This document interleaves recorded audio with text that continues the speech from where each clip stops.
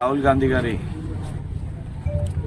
పుట్టినరోజు సందర్భంగా ఏదైతే దేశవ్యాప్తంగా కండక్ట్ చేసిన నీట్ ఎగ్జామ్లో అవకతవకలు జరిగినాయని చెప్పి ఈరోజు ఎన్ఎస్యుఐ నేషనల్ పిలుపు మేరకు ఏదైతే ప్రతి యూనివర్సిటీలో కూడా ఆ 24 లక్షల మంది విద్యార్థులకి వారి తల్లిదండ్రులకి కాంగ్రెస్ పార్టీ అండదండగా ఉంటుంది, అదేవిధంగా ఎన్ఎస్యుఐ అండదండగా ఉంటుంది. తప్పనిసరిగా నీట్ ఎగ్జామ్ని క్యాన్సిల్ చేసి ఏదైతే కేంద్ర ప్రభుత్వం ఎగ్జామ్ కండక్ట్ చేయడమే కాదు, ఆ ఎగ్జామ్ అనేది 100% శాంటిటీ తోటి ట్రాన్స్పరెన్సీ తోటి ఎగ్జామ్ కండక్ట్ చేసిన బాధ్యత వారిపైన ఉంటుంది.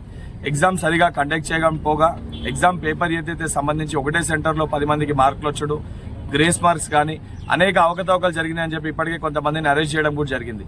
ఇన్ని ఆధారాలు బయటపడ్డాక కూడా ఉద్దేశపూర్వకంగా ఏదైతే సంబంధించి బాధ్యత తీసుకోవాల్సిన ప్రధానమంత్రి నరేంద్ర మోడీ గారు ఇప్పటివరకు ఈ యొక్క అంశం పైన మౌనం పాటించడం చాలా బాధాకరము.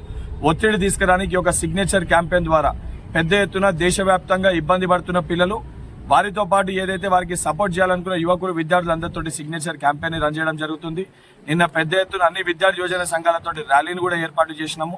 తప్పనిసరిగా నీట్ పరీక్ష రద్దయ్యే వరకు, ఎవరైతే నేరస్తులని కఠినంగా శిక్షించే వరకు, దానితో పాటు ఏదైతే ఎన్టీఏని కూడా రద్దు చేసే వరకు, నేషనల్ టెస్టింగ్ ఏజెన్సీ ఏదైతే ఎగ్జామ్స్ కండక్ట్ చేస్తుందో దాన్ని కూడా రద్దు చేసే వరకు తప్పనిసరిగా ఎన్ఎస్యుఐ దాంతో పాటు అన్ని విద్యార్థి యోజన సంఘాలు కలిసి పోరాటం చేసి కేంద్ర ప్రభుత్వం మెడలు వంచన్న 24 లక్షల మంది విద్యార్థులకి వాళ్ళ తల్లిదండ్రులకి బాసటగా అండగా నిలబడతామని చెప్పి మాటిస్తున్నాం.